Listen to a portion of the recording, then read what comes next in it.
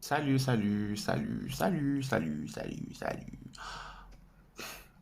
J'avoue que les gens qui commencent leurs vidéos comme ça, ils me saoulent genre, salut, ça va? Salut la team, vous allez bien? Genre, no bitch, no, you need to stop this. Donc chez moi c'est hi bitch, hi bitch, what's up bitch, hi bitch, you good? What's up girl? Pour me the tea, the group, come join the group, let's get a mug and I'ma pour you the tea, bitch. Okay, this week, the tea is about men's pleasure, la sexualité au masculin. Donc, on commence par quelques petits chiffres concernant les hommes célibataires et les hommes en couple. Alors, je vais commencer d'abord par les hommes célibataires. Donc, déjà pour commencer, 99% des hommes se masturbent. Voilà, faut le savoir. Chez eux, c'est quelque chose de normal, hein. Il y a pas, vous savez, il y a un truc qu'il faut savoir, c'est que un mec a une érection pour tout et n'importe quoi. C'est une réaction physique, c'est une réaction naturelle, c'est comme ça, bam, ça vient, ça se lève, c'est comme ça, bam. Il y a pas à dire plus, c'est comme ça. Déjà, c'est simple, faut se dire que eux pensent au sexe toutes les 28 minutes. Apparemment, les femmes, elles pensent au sexe toutes les 51 minutes. Donc, ça reste des moyennes. Il y a des gens c'est plus, il y a des gens c'est moins, il y a des gens qui rentrent dans cette moyenne et des gens qui rentrent pas dans cette moyenne. Chacun est unique. You are unique, but you are unique. 68% ont un orgasme à chaque fois sur le même truc, hein. Communication, c'est important, histoire qu'on puisse arriver à 100% des deux côtés, genre. Ce serait pas bien que 100% des mecs aient un orgasme à chaque fois et 100% des meufs aient un orgasme à chaque fois? Genre, c'est le but, non?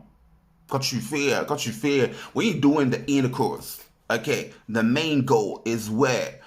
Getting high and getting the climax. Genre, je sais pas si je suis folle, faut me le dire, hein, parce que il me semble que le but de la sexualité, c'est de prendre son pied. Donc, tout le monde doit prendre son pied. Donc, il va falloir commencer à s'activer. 50% décrivent 4 phases pendant un orgasme.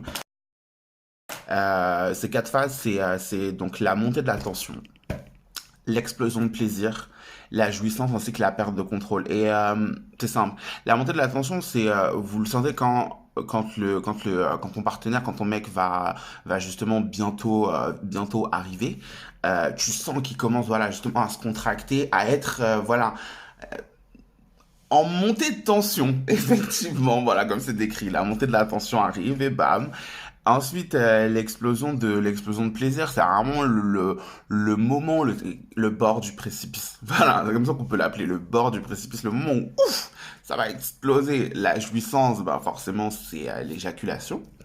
Et la perte de contrôle, c'est, vous savez, cette espèce de moment juste après qu'un mec ait éjaculé où il est en mode, il est à l'ouest. C'est simple. Tu sais que tu as donné un orgasme à ton gars si il arrive à la perte de contrôle. Si il va pas parce que beaucoup d'articles et beaucoup de choses le disent, c'est pas parce qu'un mec jouit, dans le sens où c'est pas parce qu'il éjacule que forcément il a pris son pied en fait. Et ça c'est vrai que c'est une fausse idée, c'est une fausse idée reçue. On se dit il éjacule, il a pris son pied. Ou s'il y a stimulation, voilà, forcément, bam, au bout d'un moment, ben, ça finit par fuiter, quoi. Putain, fuiter. Bitch. Mais c'est pas grave, ouais. Vas-y, bref, on est entre nous, donc j'ai envie de te dire, on va pas se prendre je vais pas faire la grande dame, sortir les grandes expressions, tout ça, sortir le grand français. We ain't got time for this today. Donc maintenant, concernant les hommes en couple, donc ils sont 60% à révéler qu'un rapport épanoui, c'est un moment d'intimité partagée. 92% à lier sexualité et sentiments.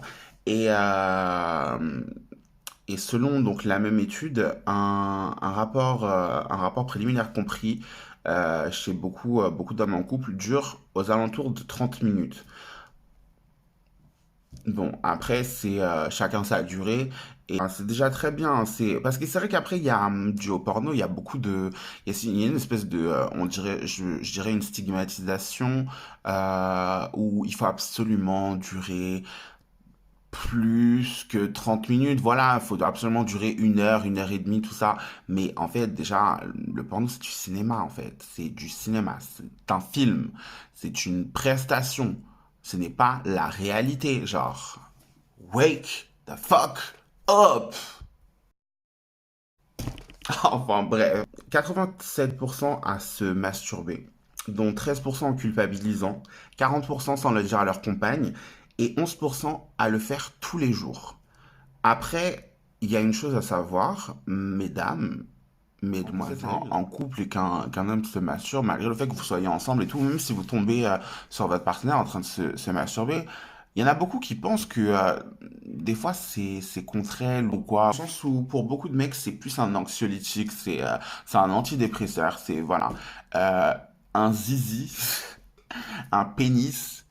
Ce truc-là en fait c'est comme un jouet, vous voyez? C'est-à-dire que c'est quelque chose qu'une femme, pour le coup, ne peut pas vraiment comprendre, sachant qu'elle n'en a pas.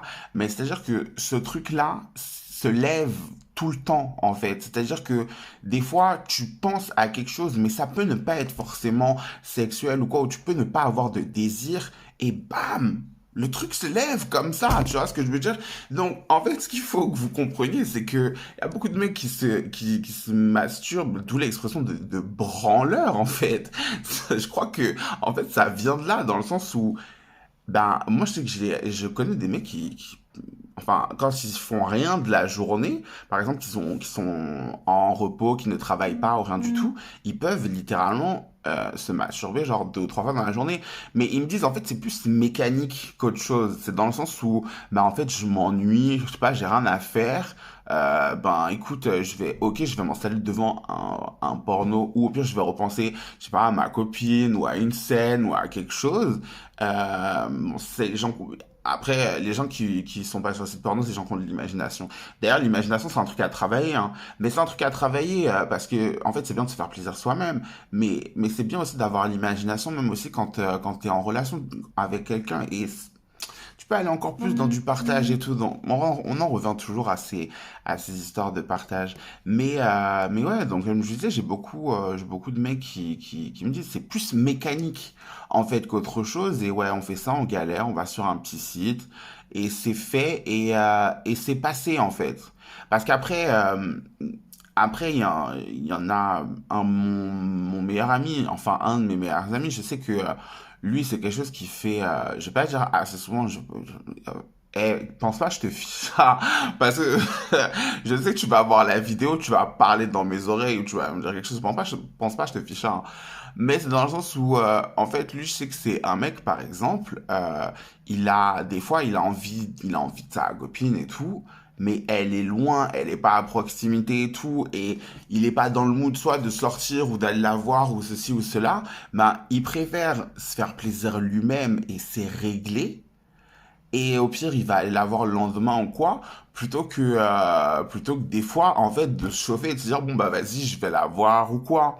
Et donc, c'est ça, en fait, qu'il faut que vous compreniez, mesdames, c'est que il faut pas se sentir trahi si ton copain il se masturbe, que ce soit tous les jours ou pas tous les jours, hein.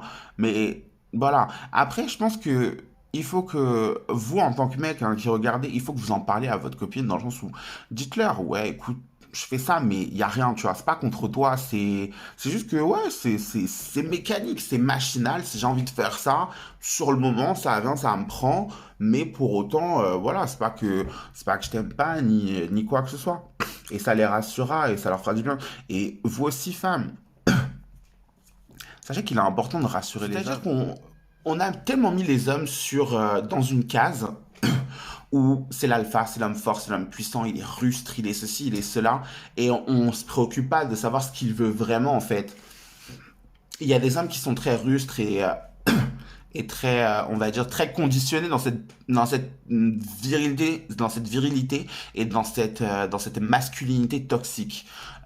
Mais ça, c'est dû à un conditionnement et c'est des choses qu'il faut déconstruire petit à petit et reconstruire. Mais quand vous posez la question vraiment à un homme, qu'est-ce qui te ferait plaisir? Qu'est-ce que tu aimerais que je fasse? Qu'est-ce que ceci, qu'est-ce que cela? Vous verrez que vous serez surprise que comment dire, il se confie à vous. Et c'est important quand vous avez un partenaire, c'est important que votre partenaire se confie à vous et que vous aussi, vous puissiez vous confier à lui.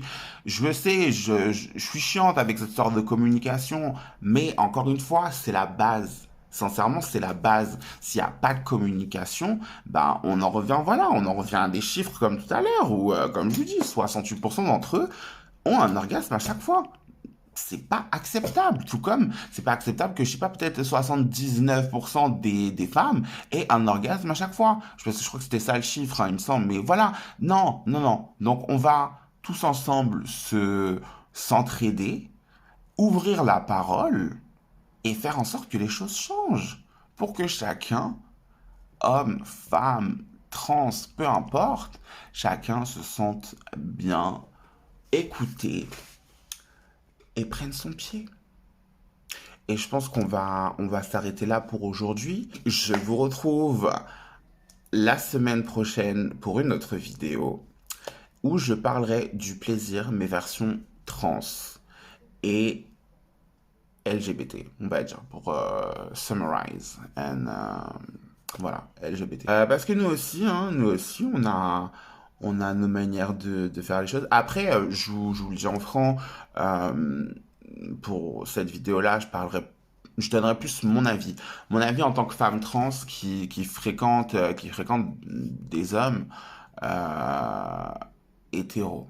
Et comment éduquer un peu ces hommes-là à nous, à notre plaisir, à comment nous prendre en main. Parce que même si en tant que transgenre, on est des femmes, mais on est des femmes trans, donc c'est une autre prise en charge parce que c'est une biologie qui est plus ou moins différente d'une femme cisgenre. Et on va finir sur ça. Je vous laisse mon Insta en dessous et on se retrouve bientôt. Je vous fais des bisous.